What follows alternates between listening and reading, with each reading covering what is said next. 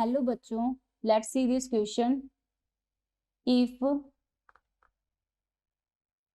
if the function f(x) equals to x की power 4 plus bx square plus 8x plus 1 has horizontal tangent and a point of inflection for the same value of x, then the value of b is equals to -1, 1, 6 or -6.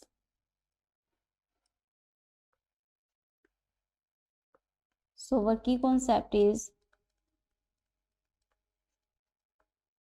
slope of tangent.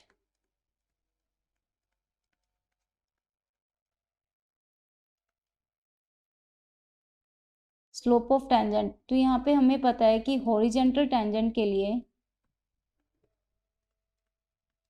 Horizontal tangent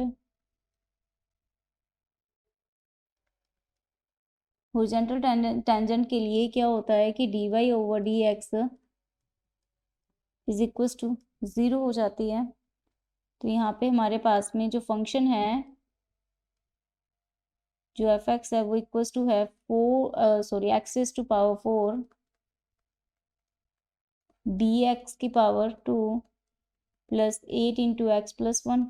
अगर हम dy by D x यानी कि F dash x करें तो ये हो जाएगा 4x की power 3 2bx plus 8 is equal to 0, क्योंकि डेरिवेटिव करने पर 0 को इक्वल करेंगे तो हमारे पास हॉरिजॉन्टल टेंजेंट आ जाएगी इसकी। तो यहाँ से 2 कॉमन आउट लेंगे तो ये हो जाएगा 2x cube plus bx plus 4 is equal to 0। और यहाँ पे इसको क्या हो रहा है, यहाँ पे एक पॉइंट सेटिस्फाई कर रहा है x1, let x equals to x1।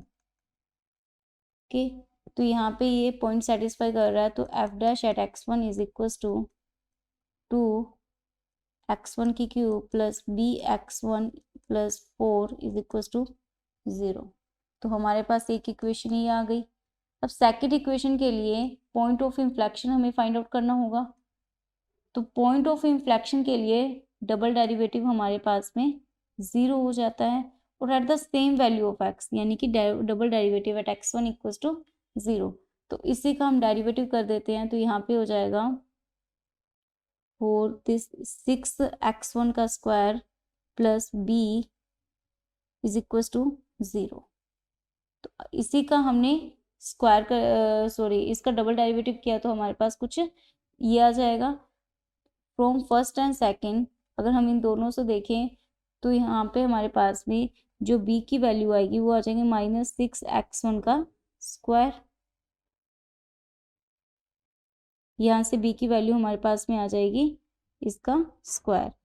अब यही वैल्यू हमारे पास में यहाँ से ये वैल्यू होगी और ये वैल्यू हम इसको सेटिस्फाई करेगी, तो b की वैल्यू यहाँ पे पुट करने पर हमारे पास आएगा फ्रॉम सेकंड एंड 1, b की वैल्यू अगर हम यहाँ पे पुट करेंगे तो आएगा 2x1 की 3 प्लस x1, b की वैल्यू हमारे पास है -6x1 का square plus 4 is equal to 0।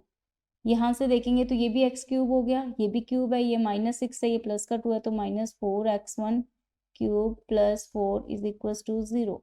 यानी 4 कैंसिल आउट हो जाएगा, तो ये x1 की क्यूब इज इक्वल टू 1।